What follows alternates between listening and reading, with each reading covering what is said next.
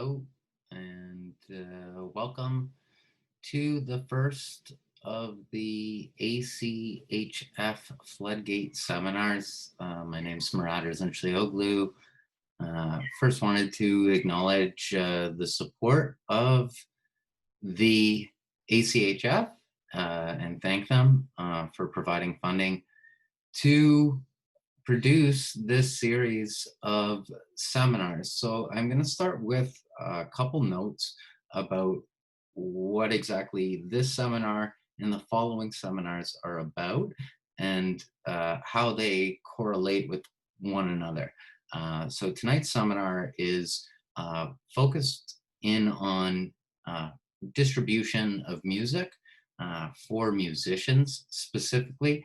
And tonight we're going to be talking about efforts in radio and streaming and royalty rights and some general guidance for musicians in terms of interacting with the music community at large, as well as kind of expanding upon what they're already doing in the materials that they do have available to them. So there are going to be some things mentioned throughout the course of this particular seminar that are going to very lightly and quickly tread over certain information. And that information will be dug into more next week. The following seminar, it focuses in on social media best practices. And then there is a third seminar that focuses in on monetization and merchandising. So some of these things from and aspects of those other two seminars tie in directly to the approach that you would take as a musician engaging with the music community at large.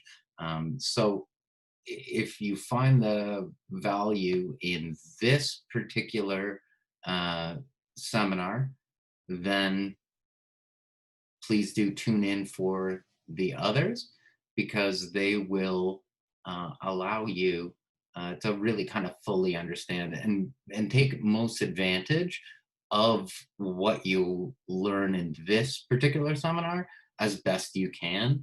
And there are some money saving aspects. There are some aspects of in terms of how you would pivot your social media approach to work and in tandem with the efforts that you would take with a lot of the things that we're covering on today's seminar. So I guess I'll start with a little bit about myself. So for anybody who's unaware of myself, who's tuning in tonight in the Windsor community, or I guess at the large community, the community at large on an international level, because this is going to be uploaded to YouTube for future viewing for anybody who wants to take advantage of any of the information that I have to share, because it's really about just kind of taking the knowledge that I've amassed over about 20 years of being involved in the music community on a variety of different levels, on the visual arts community in a variety of different levels. So a little bit about me. I moved to Windsor, Ontario at 18 to study at the University of Windsor. I studied there for a couple of years, visual arts and communications. Left school very quickly after that, started producing my own music. And alongside a colleague of mine, Ben Young, started something called Harvesting the Fam Festival. It was an independent film, art, music festival, and eventually expanded over the course of a decade to include fashion and theater arts and spoken word and poetry and many, many facets of the arts. So I've had the opportunity to work with artists on a variety of different levels through that avenue, as well as work in a variety of different mediums of art and developing approaches to getting people's attention, namely. So After that, I got a job, or during that, a job at CJAM FM, and CJAM FM is a college radio station. We're going to talk about college radio stations quite a bit over these next 45 minutes or so. It's a big crux of what we're doing. I got involved at CJAM right when I moved to Windsor, and CJAM, really special place. I was able to become the music director there. I held a tenure there for 7 years, and we'll learn about what a music director does at a college radio station. And these are going to be the people that you as a musician engage with. I also spent time educating. This is not the first seminar. It is my first webinar, but it's not the first seminar that I've ran in regards to this. I've taught these kind of methods and how to teach these methods to other music directors and musicians on a local and international scale. We produced a book, and I'm going to put this into a link thread that is attached to the video. This is a book that we produced while I worked at CJAM FM. A lot of the things we talked about today are going to come from this book. It's called Bringing the Noise. It was produced with funding from the Canadian Radio Foundation of Canada, and I collaborated with my colleague at CJAM, Rosina Ricardo, to develop a vocational guide for musicians. And this is going to be somewhat the framework for this entire seminar, and I'm going to get into a little bit more detail than the book is able to get into in its, very abbreviated sense. The book is great, but I think understanding the whys of you taking these certain approaches is going to become particularly valuable. So let's get started, and I'm just going to open up the book because this is very much a representation of the book, but touching on some new material as well. This is where you start. You're a musician. You've created a great record, something that you're proud of. You really want to get it out there.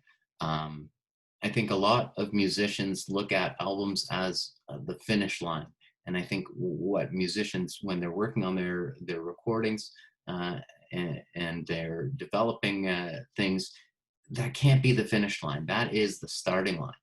An album, a finished album that you've produced, that you're proud of and wanting to share with people, that is, everything builds and grows from there.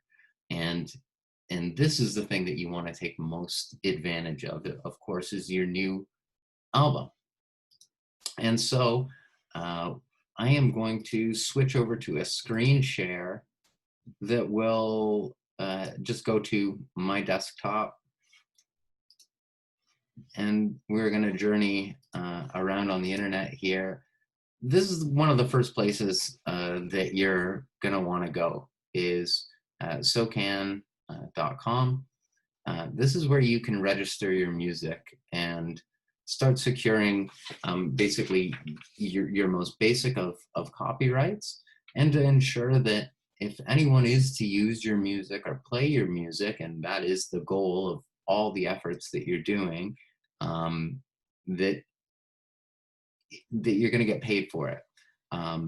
SOCAN redistributes licensing fees and tariffs that they place on radio stations, on bars, on restaurants, on theme parks, any place essentially that plays music, whether it's recorded or it's from the radio or it's live. Any business that plays music inside their business is supposed to pay tariffs and fees to SOCAN. And those fees are then divided up amidst everyone who's registered. So it's really in your best interest to register, so that you can, and you may laugh, but I've seen people get, SOCAN checks for 25 cents and 15 cents.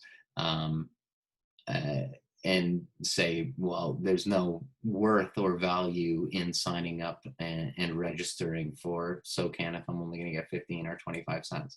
Well, it's 15 or 25 cents when your record isn't being played a lot.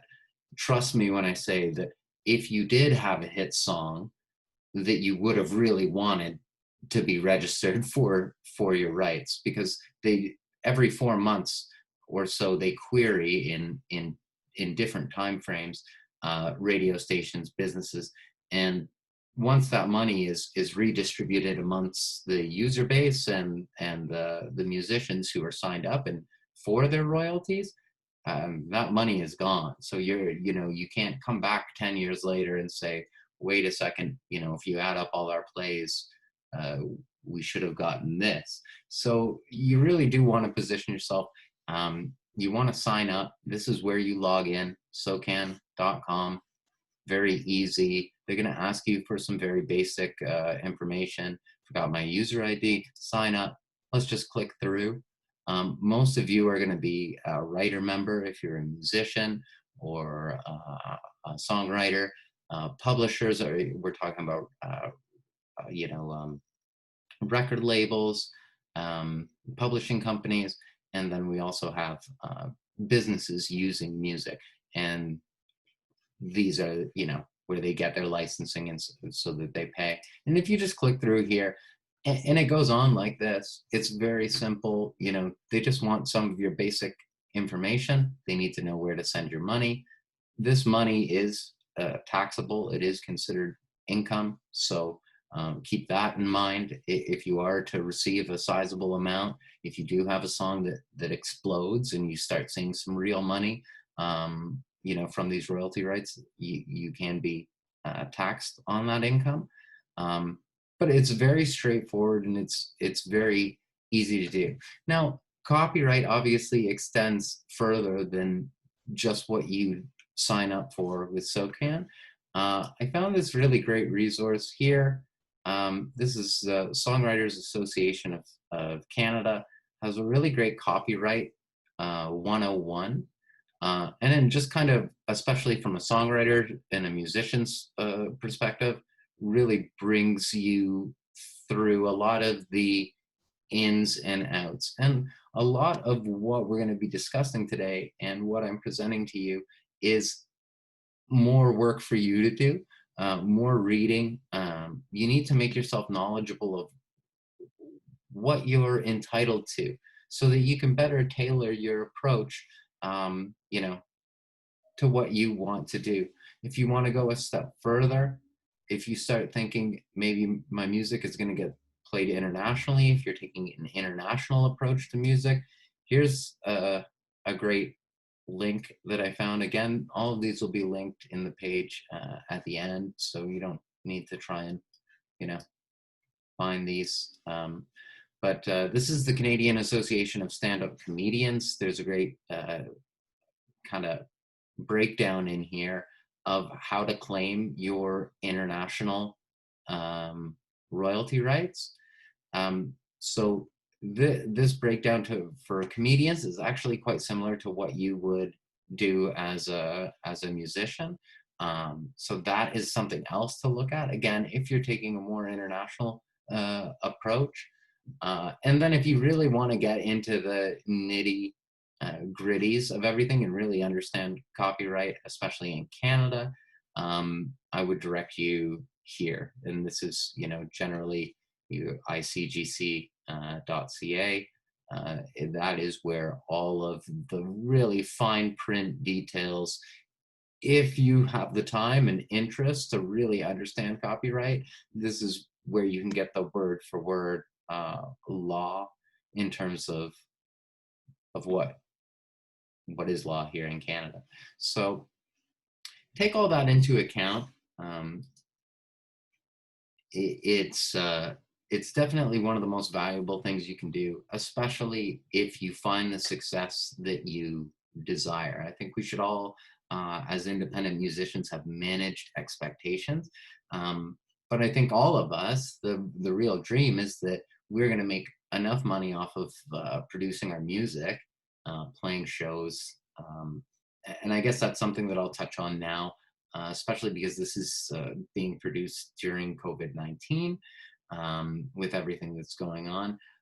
Of course, right now, touring, and we are going to talk a little bit about touring and how, some of the things we're talking about tonight tie in um, with your approach to touring and playing shows. And of course, nobody's playing shows right now. The venues aren't open. There aren't any concerts happening. But I have to think that we are going to get to a point where concerts do start happening again. And that independent musicians, and particularly I feel like the people who would be benefiting from uh, a webinar like this on a very introductory level, the type of people who are playing audiences of 50 to 100 to 200 people, you will be the first to be able to get back.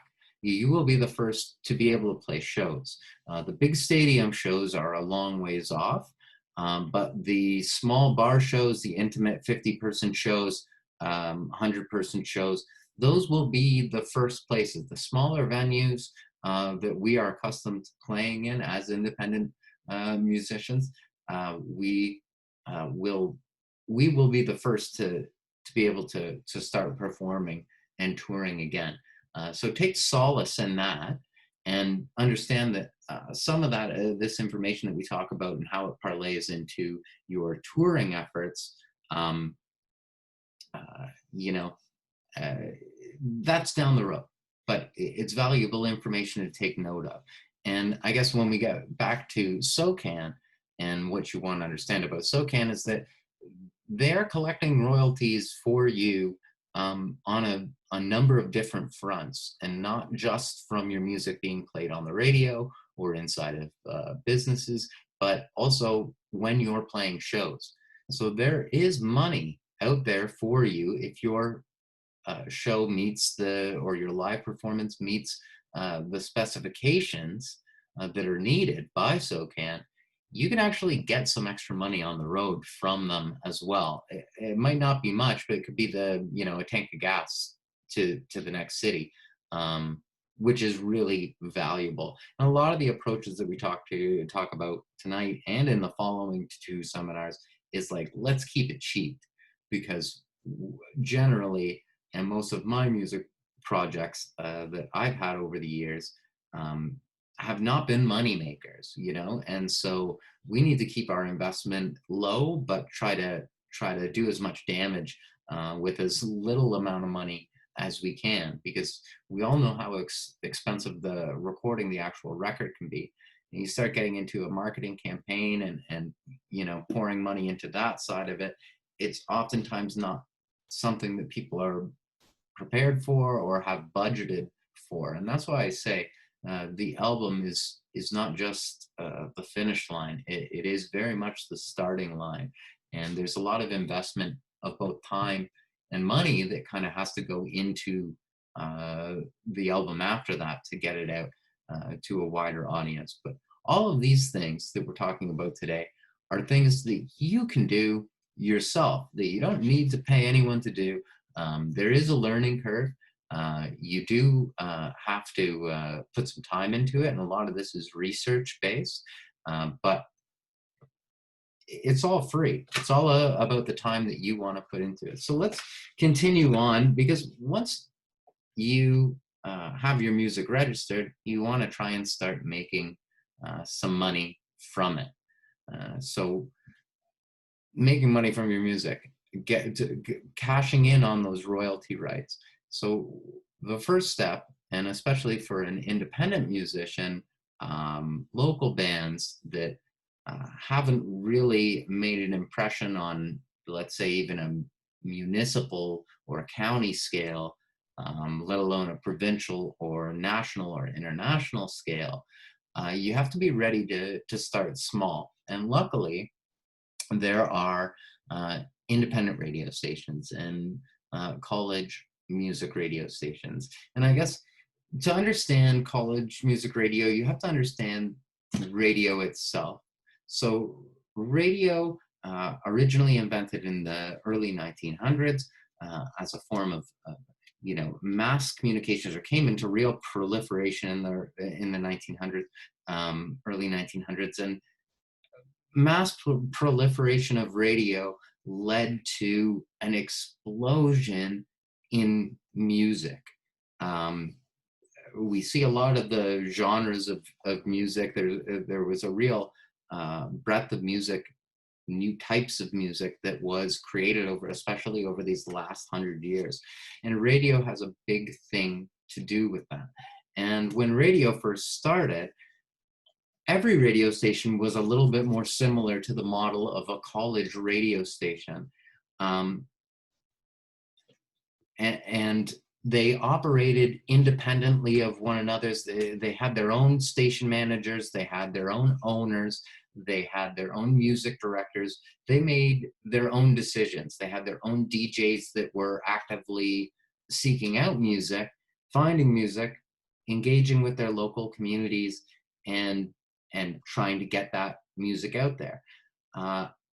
As corporations continued to grow, as time passed, leading up to the 1980s, there was a rule in place called the 777 rule, where to rein in magnates and major corporations that have the money to own a multitude of TV stations, magazines, publications, radio stations, to rein them in, they said, you can't own more than 7 of any given thing.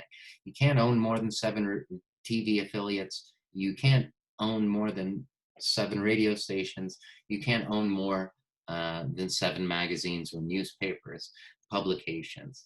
In 1984, the nail in the coffin of the 777 rule was put in place, and all of that was wiped out. Corporations were then allowed to buy up as many radio stations, as many magazines, as many newspapers, as many TV stations as they wanted. And what we started to see was that these massive corporations were not only buying up the media providers, but they were starting to buy up the content providers. So they were buying up the production companies. They were buying up the writing pool and talent, bringing more people into the fold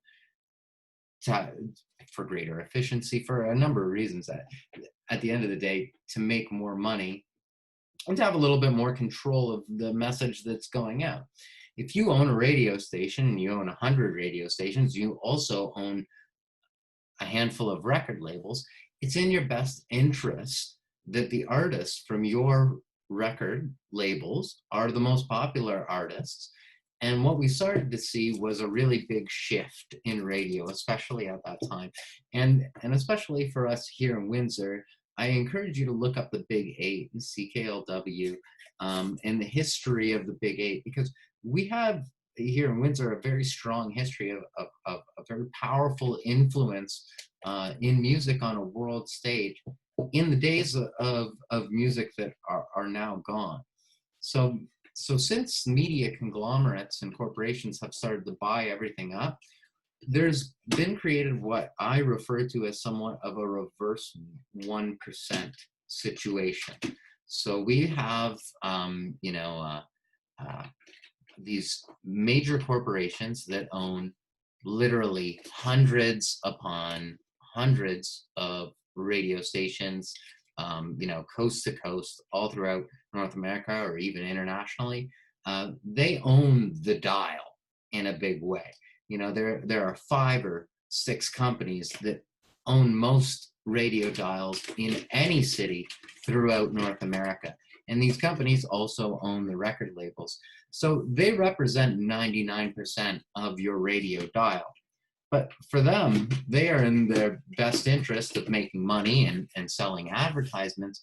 And in that, they stick to the status quo. And it's why you hear the same song hour for hour. That's why, in a lot of terms, hits exist. is that there is a conglomerated effort to make something popular. CJAM, a college radio station here in Windsor, Ontario, and has sister stations all over the world, which we will learn about and talk about. Sorry, I've got a cat here. I'm gonna remove.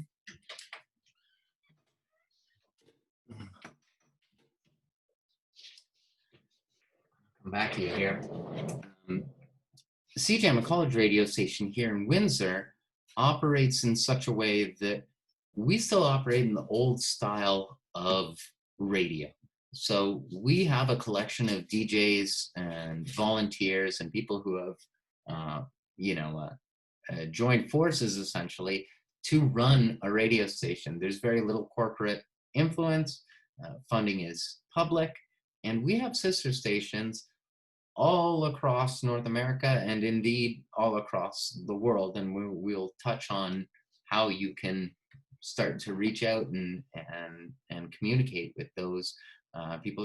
But it's helpful to understand the climate that we're in, is that there is not a very large space for independent music to be shared and heard on the radio. But those spaces have become quite vital, and in a lot of markets have become some of the most popular radio stations that there are. And we think about bigger college radio stations. We think about the KEXPs of the world, who have really operated on such a scale that they have generated an international audience and have now become quite competitive with corporate stations, not just in their terrestrial area as a broadcaster, but on an international level as a media entity existing, in places like YouTube and further podcasting sites. So the reach of these college radio stations in some cases is very small, where they're only broadcasting to a very small terrestrial area, let's say the size of their actual college campus, to a radio station like CJAM that broadcasts pretty much to the entire Windsor, Essex County, and let's say about 8 miles, in a circular direction out into Michigan as well. So there is quite a bit of an audience there that just CJAM as a mid-tier radio station is able to access. So finding success in college radio is very much times a stepping stone. And as somebody who's been involved with college radio for close to 20 years now, there are many, many big name artists on major labels who have found massive levels of international success. I think the success that a lot of us as musicians dream of, and they got their start, 20 years ago or 10 years ago, taking the path that we're talking about right now and starting to build an audience and build some metrics around their music. And what you really want to do is start engaging with all of these college radio stations and start developing a look at who they are and how you can connect with them. So I'm going to switch back to desktop mode now, and we are sharing. And I'm going to bring you to Earshot. Earshot is the National Campus Radio and Community Radio Report. Most of our sister stations, as somebody who's a volunteer at CJAM, I say our sister stations, but most of these stations, this is pretty representative of the college radio stations that would be accessible to you. There are some that do not participate in Earshot, and you can look them up, and I'll show you a way to find those who are not a part of Earshot. But Earshot is highly representative of the really music-focused stations. And if you go to earshot-online.com, which I'll click through to here, right on their homepage, you'll see their top 50. They are a charting authority, and they are the independent music charting authority in Canada for college radio. And what you want to do is click through here on stations, and there is a nice clean breakdown for you of all the different radio stations that you can engage with, their contact information by phone, their emails. We're going to get to putting that together. But you want to get your music to these people. These are collections, these radio stations of, 100 plus music nerds who follow any and every type of genre of music and support any and every type of genre of music. And they are tasked with playing about 99% of the music out there. And that's where I talk about the reverse 1%. Because the reverse 1% is that radio stations like CJAM and our sister stations around the world, we occupy about 1% of the radio dial, but we are tasked with playing about 99% of the music that's out there. And the corporate stations, while occupying 99% of the radio dial, stick to what they know and want to line their own pockets. And so a lot of times for a lot of people, especially making niche music, the band I was in, learning as a psychedelic electronic rock band, no vocals, instrumental, there are certain niche types of music that, will not find a place on corporate radio, and earshot reporting stations and college radio stations are pretty much the only radio stations where you can get your music out there. So it's important for you as an independent music maker to start engaging with those people. We need to stick together. You need to start to develop an audience, and there are many people, musicians, very popular musicians, who have lived within the realm of college radio exclusively and have done quite well for themselves. So engaging with these stations is really only of a benefit to you. But how do you engage with them? You've got this album, you're proud of it. You put it together and you want to get it out there. And a lot of people will tell you to put your CD, just put it in the mail. And I oftentimes advise against that.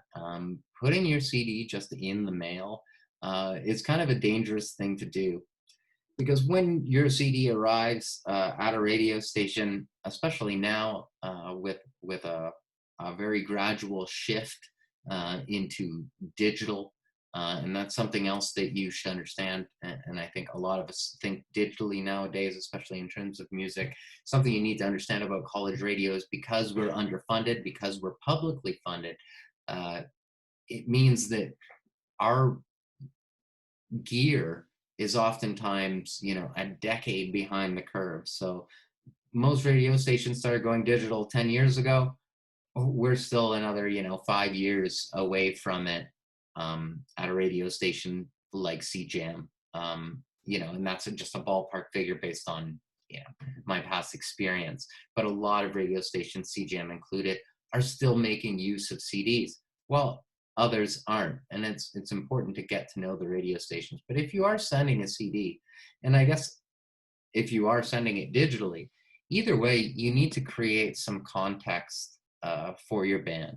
And you can look up a one sheet. It's pretty classic kind of thing that bands would put in the envelopes with their CDs. And it's just a little breakdown of who you are, where you're from, what you do. And this is something that I've seen other record labels do, especially over my years being a DJ at CJAM and a music director. And I always found that this, especially for a band that you're not familiar with, is the best way to get the message across. The problem with the CDs that we produce for sale on our merch tables, and we'll talk about merchandise in our third seminar, but the problem with the the merchandise that we create for our merch tables and our CD packaging is that it's made to look good on a coffee table. It's made to look good, as somebody's belonging and as part of their CD collection. Whereas something like that in radio might not work quite as well for you. Specialty packaging, really wispy handwriting. You'll notice what we created here, and what I would say always works best is taking your one sheet and putting it into the form of a jewel case. Doesn't mean you can't take advantage of the album artwork that you have created, but a standard size jewel case is truly the easiest thing to view.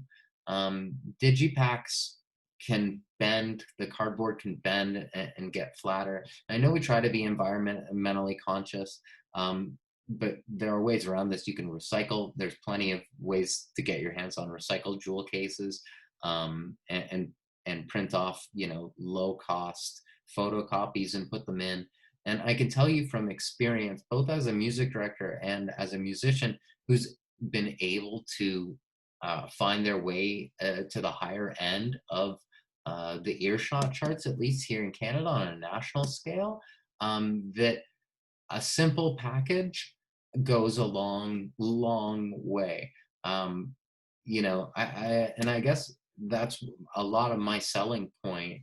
And I'll go back to, I'll stop the share here for a moment and just be really frank and honest with you, is that I parlayed my knowledge in how to make an approach with college radio to take a band that hadn't toured, that was virtually unknown, and to be able to get national radio play on such a level that we found ourselves at the top of the national charts. We were number 5 for the month of September. The time that our album came out, when our album was in the fray, we were in the top 5 electronic music albums in Canada at independent radio stations, at the 50 radio stations Canada that would even play our type of music.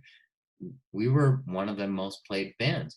And I'll tell you that my experience as a musician is somewhat limited. I'm not the most talented guy, but approach is everything. I'm not saying I'm not proud of the music that I put out there, but I am saying that I have seen a lot of albums over the years created by a lot of friends of mine, musicians, colleagues, people in the community, people outside of the community, that I thought were further developed than the album that we created, were better recorded, definitely had more time put into them, but that we're not able to find the type of success that we were. So, approach for an untouring band who's home recorded, to be able to find the success we did, says to me that approach counts for a lot. So let's go back to the screen share and get back a little bit more into the ins and outs of your one sheet / CD package, because you're going to find out that at least 50% of stations are going to say CD or digital.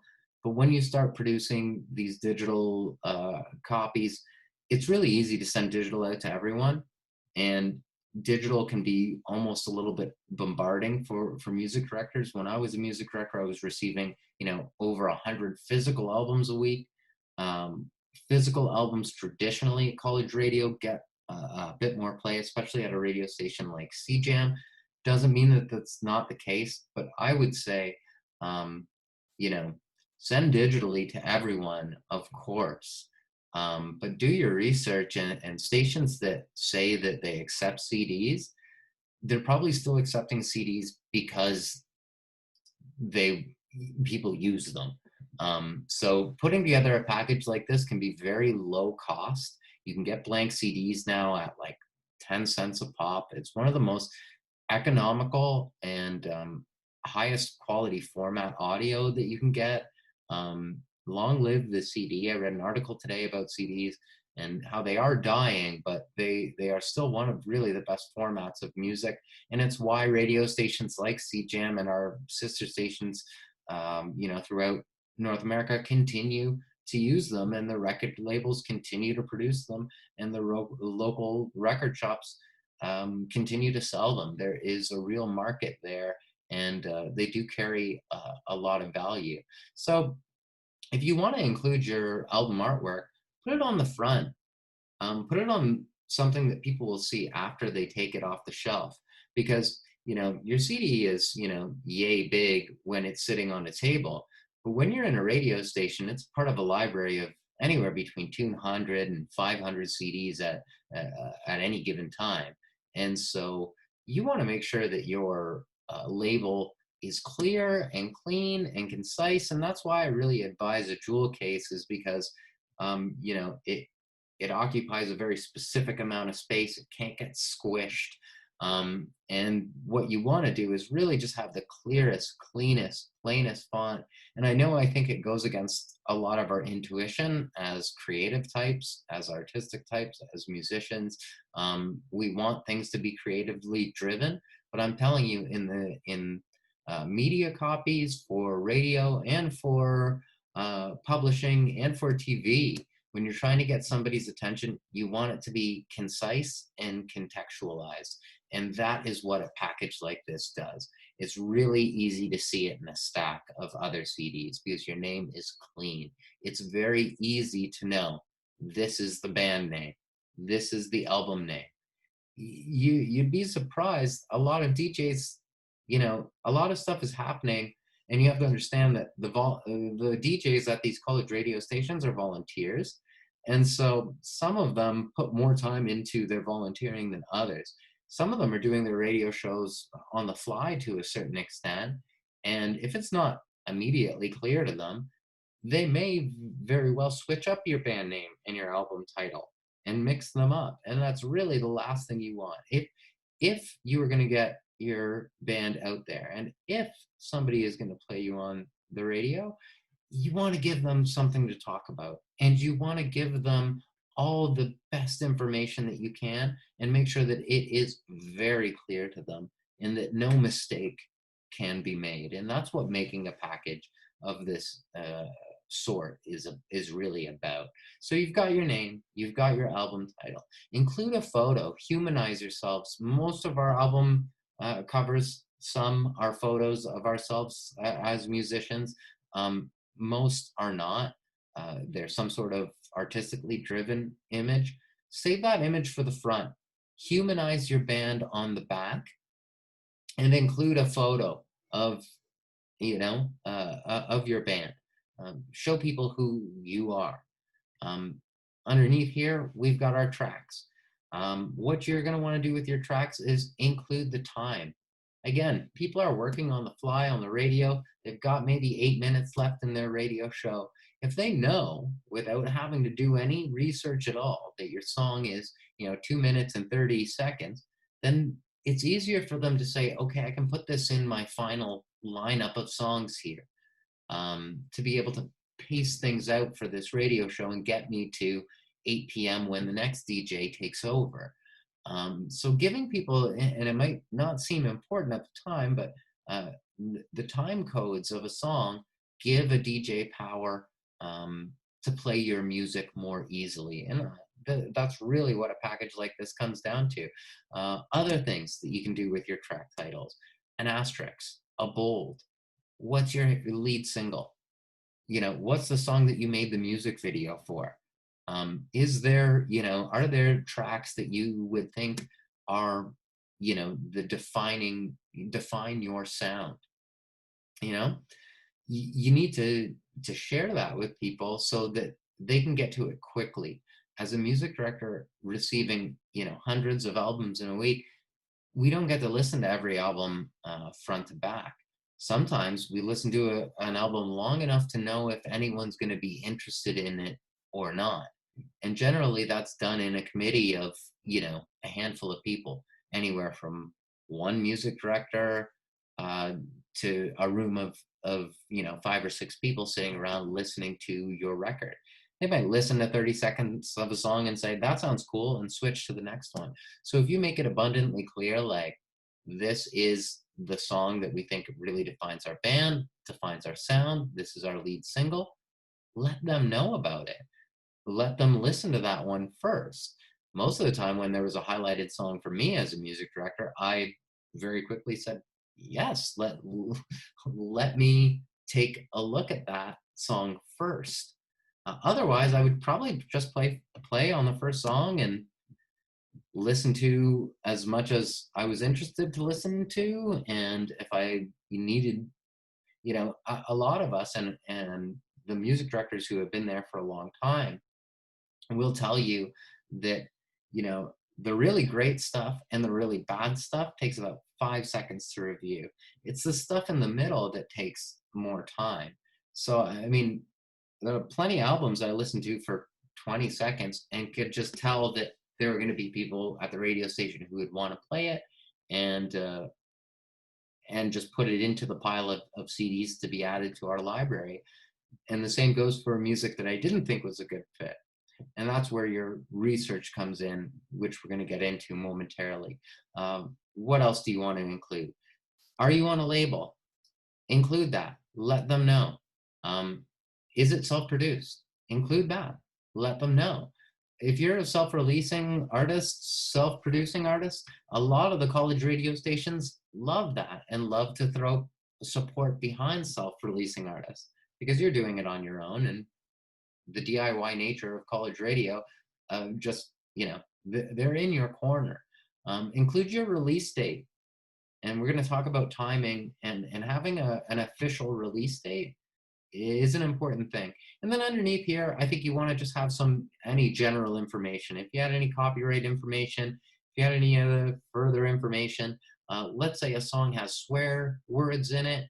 I would always advise, if you have the ability, to work with whoever's producing your album, or while you're producing your album, be cognizant of the fact that you can't just play whatever you want. There are a very large collection of words and language and content that is deemed to be obscene by the CRTC, which is the governing body for all telecommunications in Canada, and the FCC, the governing body for the telecommunications in the States.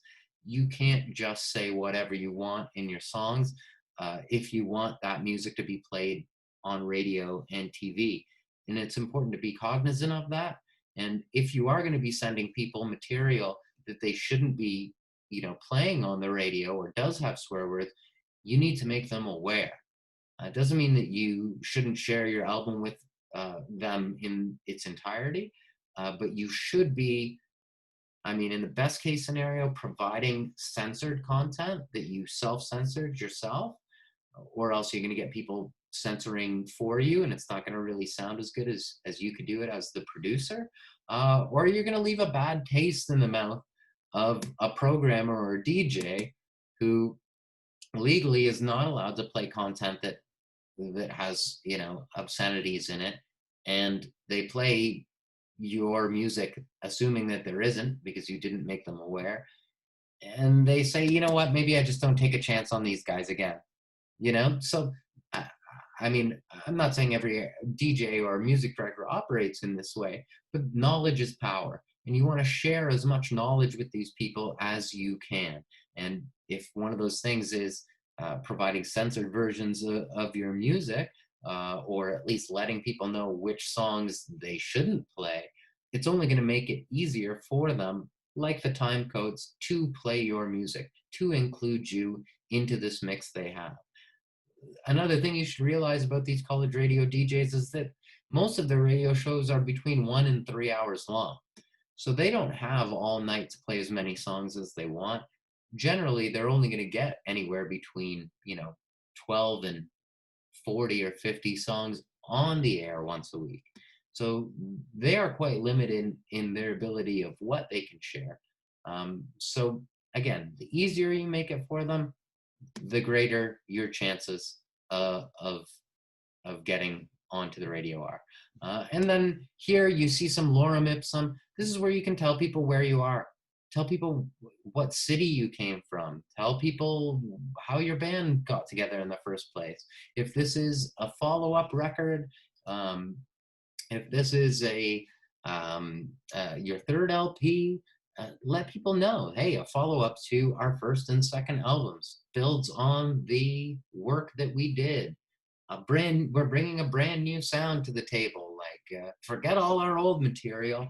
This is what we do now. Maybe you've made a change. Maybe something's new. Maybe you received some sort of accolades. Maybe your last album went #1, and this is the follow-up. Maybe something got a lot of attention. It's going to be different for every single person. But again, you want to let them know about it. What is the most current news about your project? And, why should they listen to your band? Give them an idea of what you sound like. A lot of music directors and radio DJs, and I love when people supply this because they give me talking points. Now I can say, oh, this band's from, Toronto, Ontario, and self-described as a psychedelic punk band, So that's how I describe them. And you're helping the DJs to get your message to the audience. The more information you give them, the more information they can parlay onto their audience, which in some cases are quite large. And we'll jump back to the share screen here, and we'll just go down here at the bottom here for further information. Here's our website. Here's our Facebook page, Bandcamp, SoundCloud. How can you find us? Here's our email address. Here's our phone number. If they want to follow up with you, you can put a press contact. A certain member of your band can take the reins and say, I will receive the calls and do the work necessary around this. Canadians, and as Canadian radio stations, we have to play a 35% minimum of Canadian music across the board. So letting people know, MAPL, you are Canadian.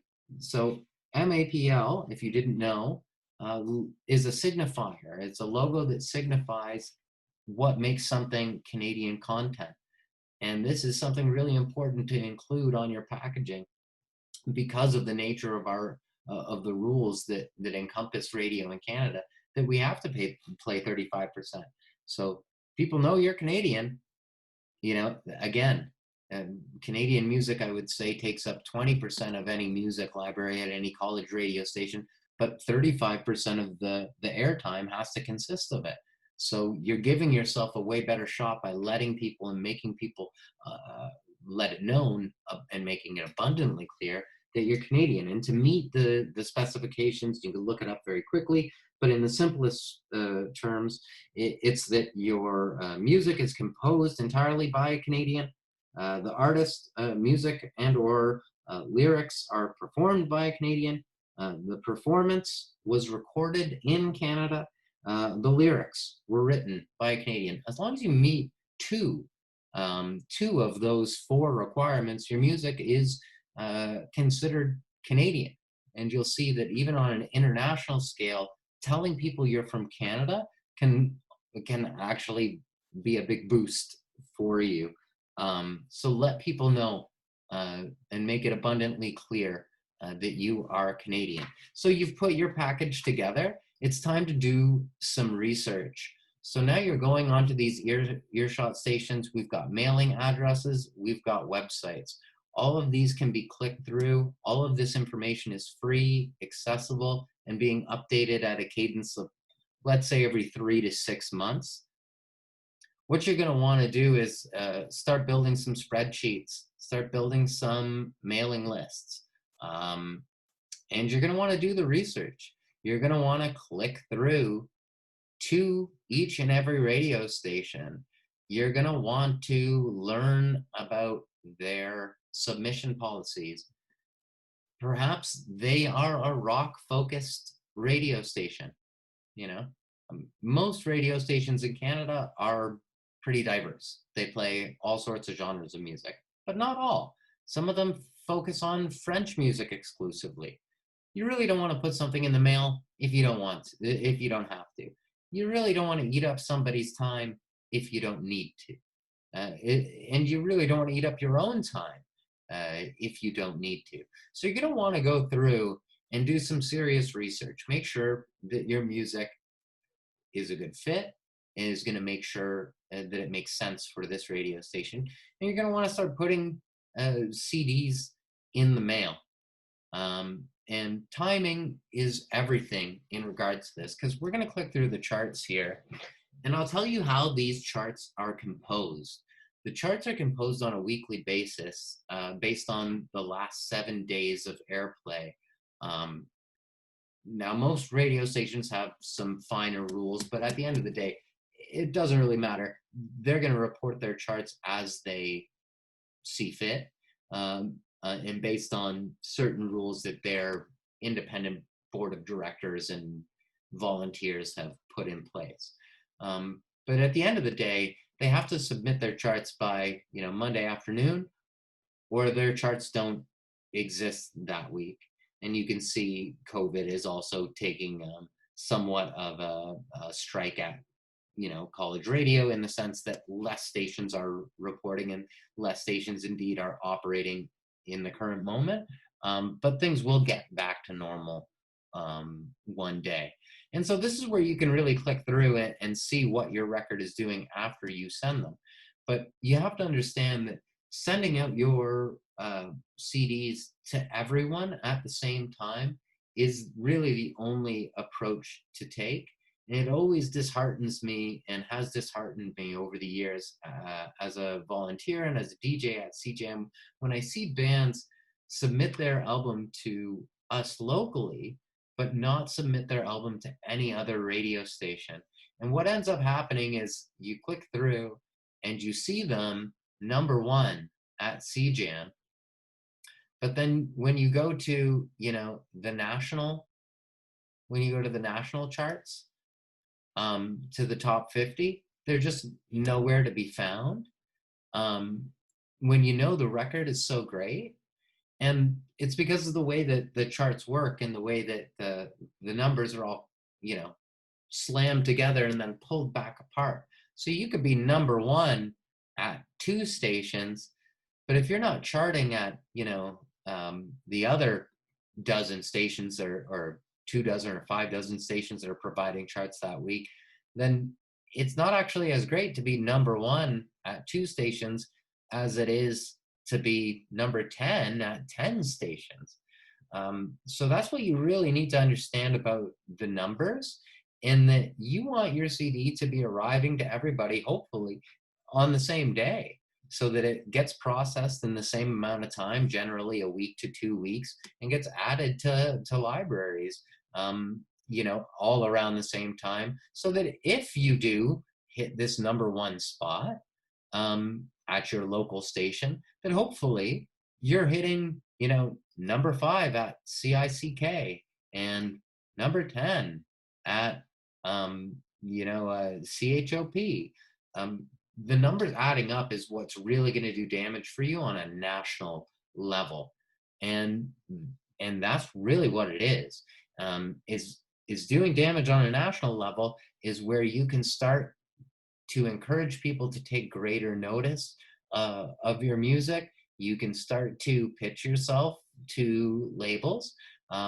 You can count on the fact that the independent labels who are looking for the next big band to sign are looking through these charts. And if they see a self-released album is finding, just as much success or more than the records, and you see a handful of them here, self-released, some of these bands are more established than others that are self-releasing. But if you're looking to get your foot in the door with a record label, they're making an investment with you and on you. I mean, if somebody asked you to give them, $1,000 to invest in their project or their business, you would hope that you would get that $1,000 back and then some, right? And the same goes for the record labels. This is how they operate. This is how they continue to function. They're a business like any other. And I guess a lot of this is, and a lot we'll talk about in the continuing seminars, is about making your projects, your artistic projects and your music more like a business.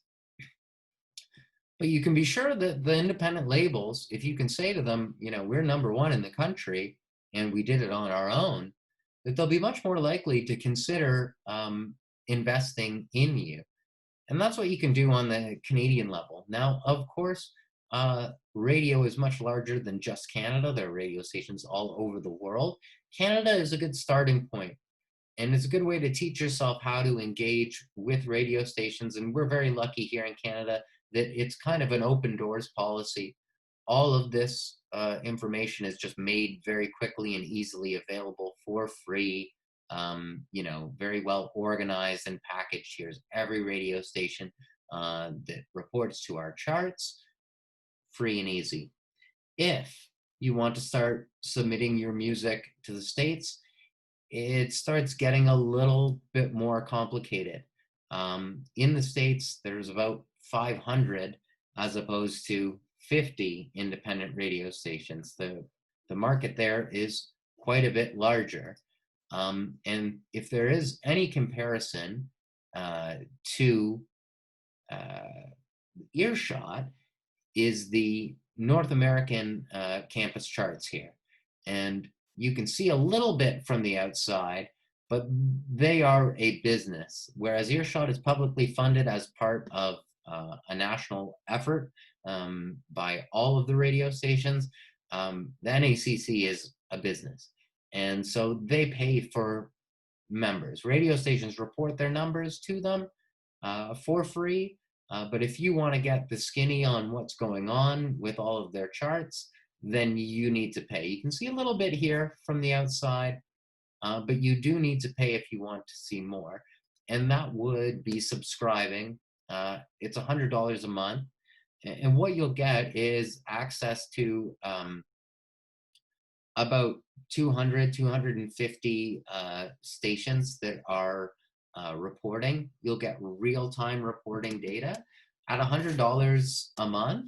It's pretty good investment to make. I think it's a pretty reasonable fee to have all of this information just put in your lap, even if it's just for 30 days to build a station contact database. I think that's really the most important thing. We give it to you for free here in Canada, but you really have to hunt for it in the States. If you don't want to sign up and pay that $100, you're going to have to take this route, which is doing the hard research. If you Wikipedia college radio stations in the United States, it'll bring you to this master Wikipedia page. This is where you can also find the Canadian radio stations that are not listed as part of Earshot.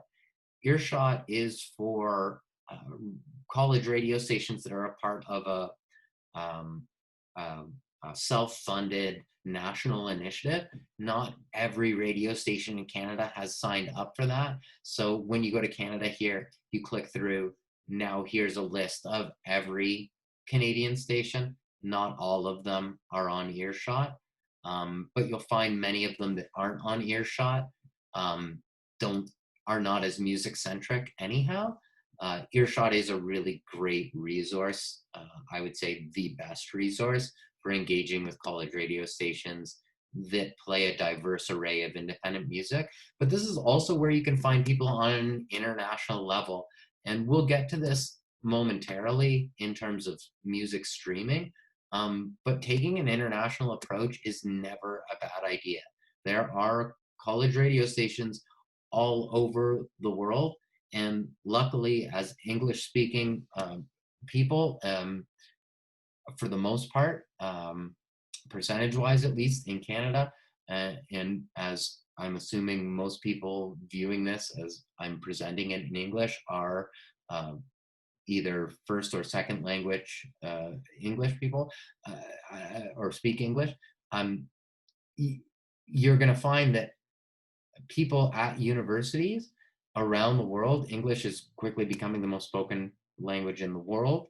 that you are going to be able to communicate with them to quite a high degree, and that you'd be surprised in how many radio stations around the world are interested in receiving music from niche bands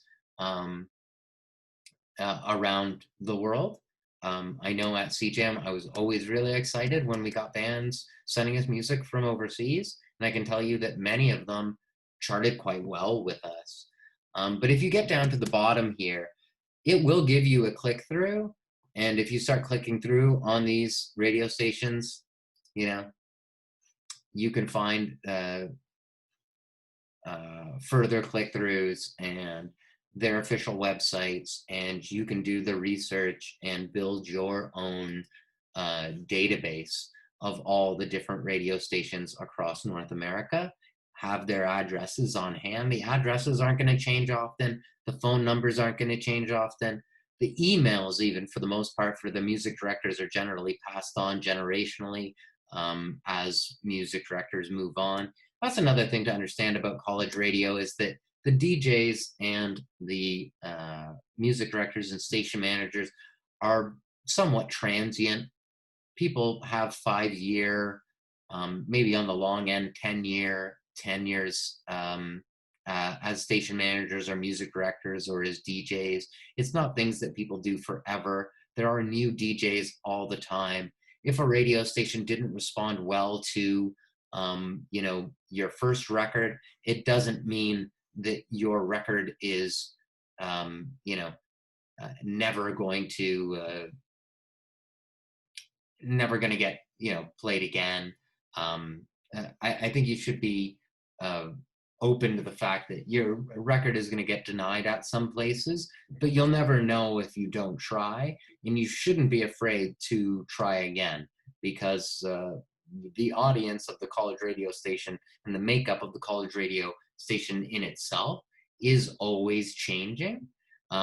So there's always going to be somebody new to consume your music. So you start building your database and putting records in the mail. And I will say the one thing about the NACC, and they are, you know, again, the sister to Earshot, is that they have kind of created a special place for Canadian artists. If you go into their genre section, you'll see that they do have like a breakdown, a special breakdown of genre charts. And if you fall into any of these places, that's another thing that you want to make clear to people. And I'll share the screen again, is that what you'll want to show people as your CD here is that make it clear to them that you should be added to a specialty library. The top 50, the top 200 charts can be accessed by any artist of any genre, whereas the specialty charts can only be, you know, from specialty artists. I mean, it's that simple. And NACC also has a special Canadian section. So there are Canadian-centric charts. So telling Americans that you're Canadian can be a big help too. But I mean, I can tell you from my personal experience, as somebody who is in an electronic rock band, we made it very, very clear to every music director that we sent our album to that we were electronic first, rock second, so that we could land ourselves within the electronic sections, so that we could get ourselves into a niche chart. And if we go back to our charts here at Earshot, it's a little easier to see. Here are this week's top electronic charts. This is where my band did damage. We did not do enough damage to make it into the top 50. But once we limited our competition, right? Because, you know, there are maybe 500 albums in a campus radio station library at any given time. 200 of those are your generic, not generic, but let's just say your work all section for indie rock, for rock and roll, for rock and all related subgenres, including singer-songwriters and, you know, bands that are really far off from each other in terms of genre. But the electronic music section only has 50 CDs in it, or albums in it at any given time. And of those 50 CDs, you know, maybe only 5 of those albums are Canadian. So if your, you know, album is, you're a Canadian artist, you're trying to get played at a radio station that has to play 35% Canadian music, an electronic music DJ who has to play at least 35%, they're going to lean into the music that is readily available to them at the station. And you'll see, look how many of these artists on the earshot chart especially are Canadian. Canadian radio stations are extremely supportive of Canadian artists. And, you know, the same goes for the States, to the point where, you know, NACC is creating a special Canadian chart. But you really do want to let people know that you are a part of a subgenre, because it limits your amount of competition and gives you the opportunity to stand out to a greater degree. And now I'll bring back up here the next section of what we do once we have a record ready to send out to the radio stations, is that you're going to want to start tracking your records. So again, when you're putting together your mailing list, it's not just a hard mail list for physical copies, but it's also an email list. And what you're going to want to do is first build yourself a master list of every radio station that you are submitting your music to. And I would build it in a spreadsheet, something like this, where you alphabetically have all of your cities. Excel is a beautiful thing for organizing data. And you can build some spreadsheets like this. You know, you've got your station name, you've got your contact email, phone number. Where are they? Let's know where they're at. And then you're going to have a breakdown of what's happening with your album. Have they received your record? Have they added it to the library? Have they passed on it? And then what's happening with that album?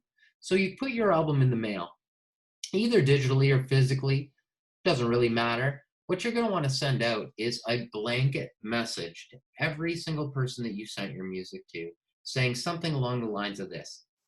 Hi, this is my band's name. We recently sent you a copy of our album name. Just wondering if you had the chance to review it, if you have received it, and if you had the chance to add it to your charting library. You really just want to make it this sentence here. You don't need much more than that. As an attachment, maybe include a download link to your album. Maybe they didn't get it in the mail yet, but they want to listen. Maybe as an attachment, include your one sheet, that extra information, but do it after the question. Question, thank you, sign your name, put 5 asterisks, and then put some extra content. Maybe you got a music video, maybe you got something for them to check. These people are receiving a tremendous amount of correspondence every single day. Record labels, artists are all asking them for information. If you bury your request amidst video links and photos and stuff, they might just give up. They might not find it. You really want to just get your message across. Hi, this is our name. We're looking for this information. And what you're going to want to start to do is retailer your email list based on the answer they're going to give you. They're going to give you one of just a few answers. Either they're going to tell you your album's been added to their library. Great. Okay. We add yes into the received. We add yes into the added. And we start asking them what they've been doing with it. They might tell you, we passed on your album. You say, why? I mean, find out why. Maybe you didn't meet their specifications. Maybe your album only had 3 songs on it when they have a 4-song minimum. Maybe they only accept LPs. They don't accept EPs. Maybe you didn't do enough research and your rock and roll band is not a good fit for their all electronic music station.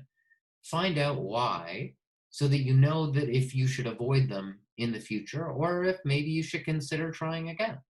Maybe they say, you know what, the music community just wasn't interested. So maybe you keep them on the list to send a record to next time. They may say to you, your album's been received and it's in review. Or they might say your album's yet to be received. What you do then is start rebuilding your email lists. Everyone who's added the album goes into the active charting email list, right? Everybody who passed on you, you get rid of and put into a separate section so you're not bothering them anymore. Albums that are in reviews, you put into a separate email list. That's your follow-up emails, right? Your last one, album yet to be received, okay? We'll give them a little bit more time. Again, similar to the review, follow-up. Have you received it yet? And based on their responses, you will start to develop a pretty good list of who's got your music, where is it added, where is it? I mean, your goal is to have added all the way down. The people who have yet to receive it after 2 or 3 weeks, maybe it's time to put another one in the mail, right? But you want to follow up with these people on a week-by-week basis, and this is what promoters do and record labels do, is they follow up with these music directors on a week-by-week basis and say, how many plays did we get, and where did we chart with you overall and or in your specialty charts? Now, that can be just as easy as exploring for yourself through these charts. But the unfortunate thing about the charts is that, and I'll click through on them again here, is the unfortunate thing about the charts is that for specialty charts, it's only a top 10. And for their overall top charts, it's only a top 30. So, I mean, being number 31, I would argue is still valuable information to have. It means that you're still getting play there. Maybe you got 10 plays. Maybe there is a lot of interest, but there's a lot of competition too.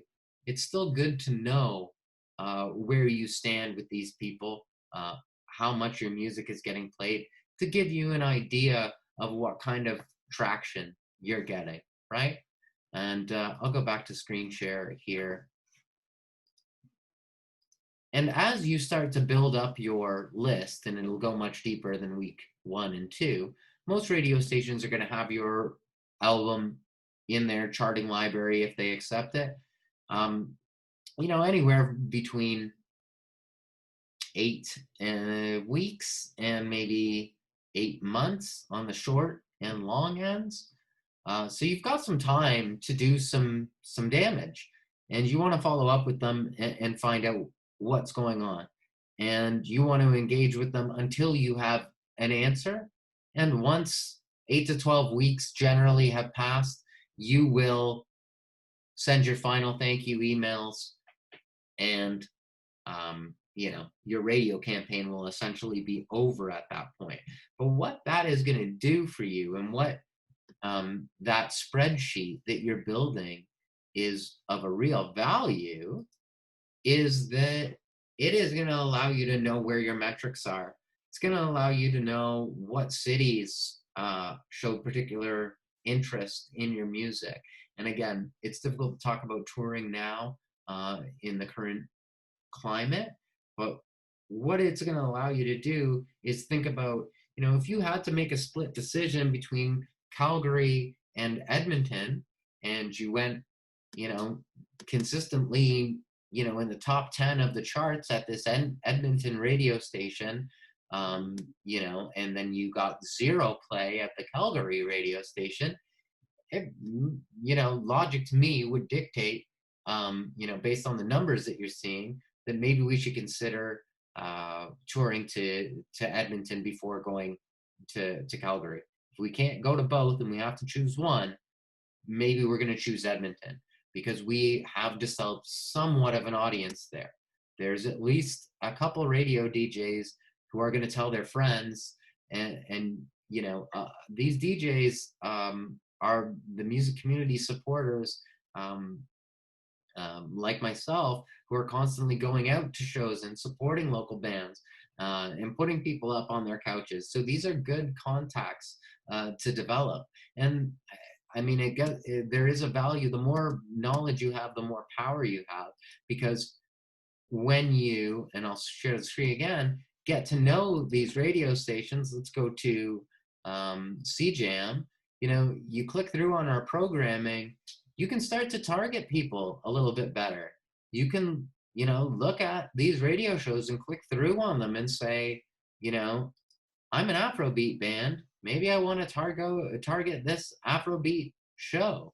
You know, the more that you learn about the radio shows that are on the air, some of these radio show hosts have attached blogs, Facebook pages with really great followings that not only listen to the radio show on terrestrial radio, but follow them as a social media influencer as well. And so connecting with these people, these radio hosts, these music directors, is going to carry a real value in getting your foot in the door with different music communities, right?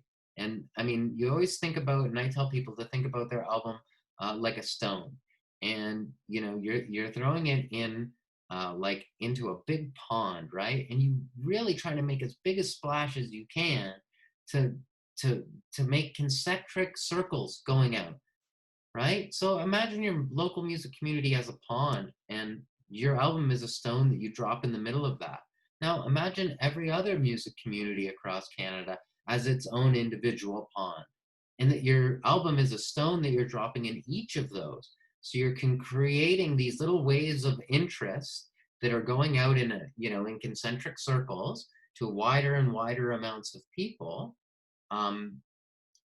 That if enough of them are hitting and splashing at the same time, that's when people will really start to take notice of you, right? That's when a magazine might want to do an article about you, or somebody might want to have you in for an in-studio performance.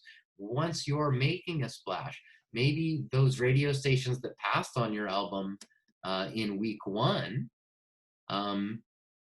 see that you're charting well 2 or 3 weeks later and say, hey, maybe we should give these guys another shot. They seem to be doing well at all of our colleague stations.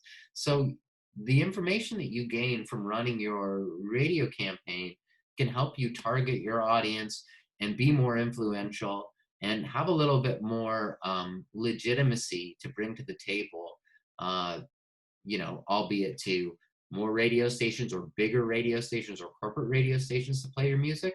You can say to them, hey, this song was our lead single, and this album did some real damage in the independent charts. Maybe you want to give our single a shot. And you can start getting your foot in the door at some of the more corporate stations, the more mainstream stations. Maybe use that foot in the door to get a label, to throw some support behind you, and creating some metrics for them. And as I said, they look at these charts and say, who are the self-releasing artists? Because those are potentially the next artists for them to sign. Now, do you have to have other things going for you besides a successful, college radio campaign to get a record label deal? Yes, of course.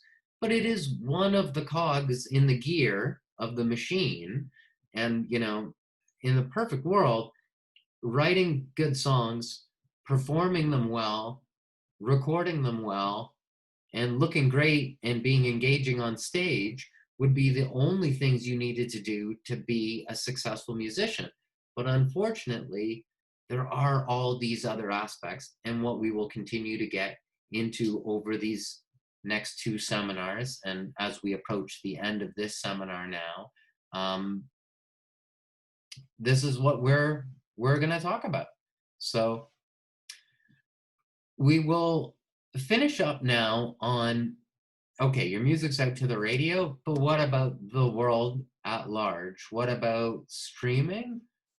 Best advice for streaming is DistroKid. It is, when it comes to musicians that I talk to, and I know many, literally hundreds that I've talked to at this point, especially working on an independent level, DistroKid across the board has become kind of the go-to for getting your music out on all of the streaming platforms. So I'm just click through here, just kind of give you an idea of some of the things that they offer. They can very quickly and easily, for a very limited amount of money, it's only $20 a year, to get your music up on Spotify, Apple, TikTok, Pandora, all the click-throughs, Vivo Music for YouTube, Tidal, essentially every streaming service that you're going to want your music on, that people pay for, especially. There is a real value in putting your music in these places. Increasingly, they are the place that people are going to for music. I can tell you personally that, I'm a Spotify user. I think a lot of us are. A lot of folks are getting their music. You might be surprised to hear that the most consumed platform for music is YouTube. So having your music on these platforms is very important. Keep 100% of your earnings, get your payouts monthly. You can divvy up those earnings to split, to pay. And again, similar to SOCAN at first, until you see an explosion. But I mean, there are musicians here in Windsor, a part of the Windsor music scene. If you ever run into Chrissy Cochran, ask her about the damage that she was able to do on Spotify. These platforms go out to a very, very, very wide audience. And if you find yourself at a tipping point or at a breaking point, perhaps that's part of a playlist, or you get a big media push and you make it easy for people to find you,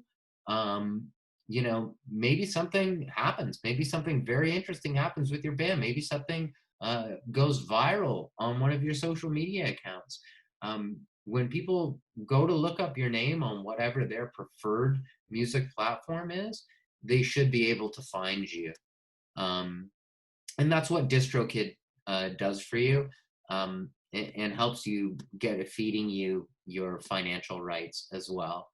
Beyond that, there are other places, and I call them more community-based music streaming platforms, and also merch selling platforms.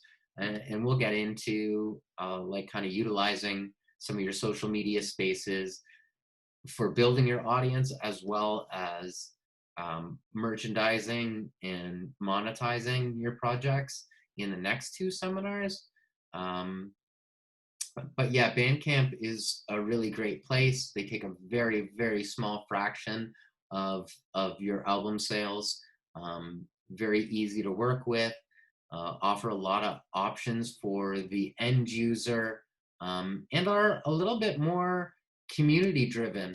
You can communicate with bands a little bit more easily. You can recommend albums to other people through it. There is like a very robust user base of independent musicians and independent music supporters.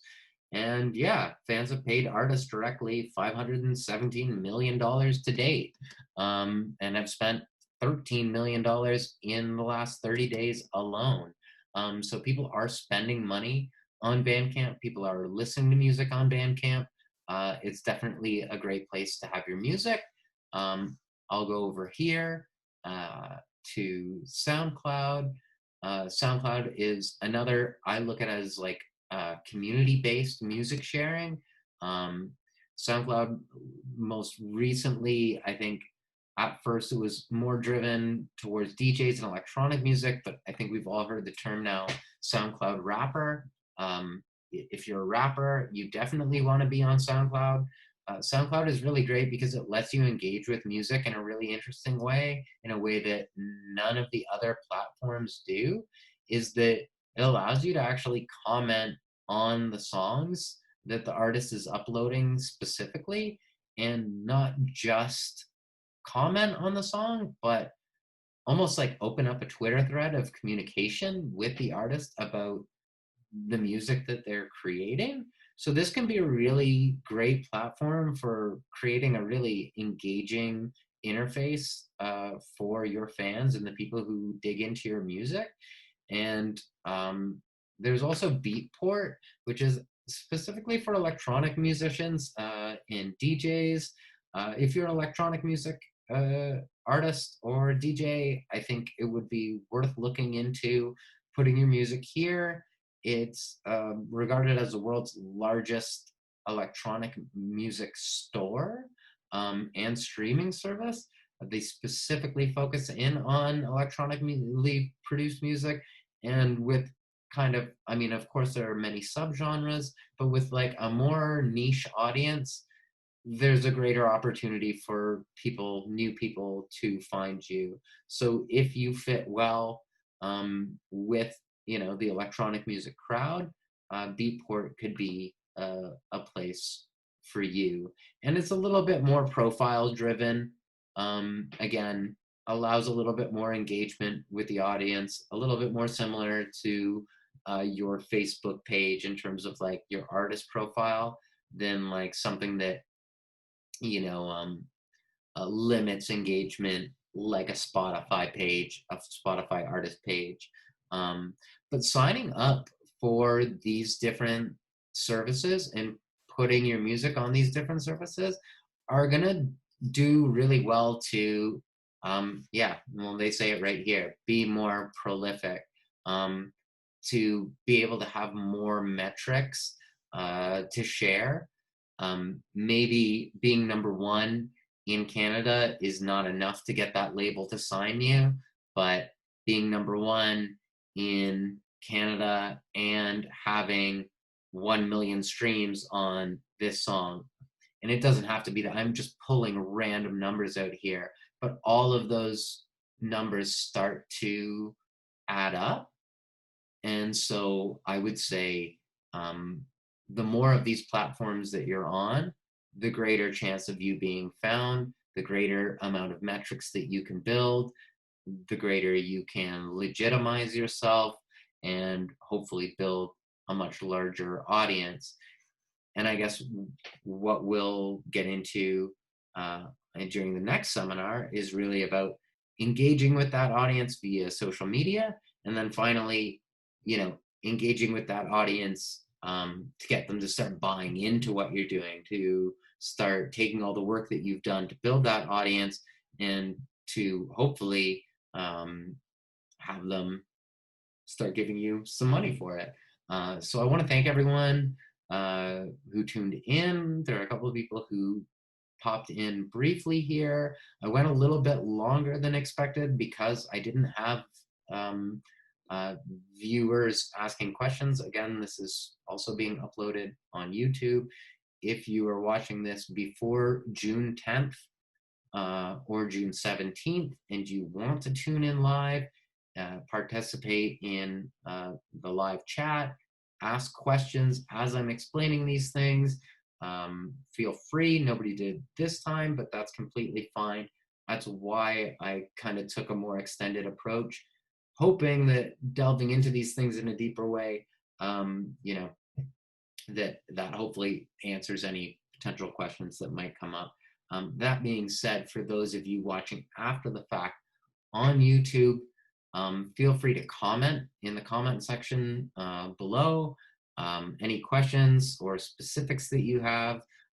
Maybe there were some links or something you didn't fully understand, or maybe the audio started to cut out momentarily. You know, just let me know, and I would be happy to get you, you know, any clarity or any further discussion that you might need. So yeah, for more information, go to tinyurl.com/ACHF Floodgate, and that will bring you to our Facebook page that will break down all of the YouTube links, all of the live Zoom links, and information about what the next seminars are about. All right, thanks so much.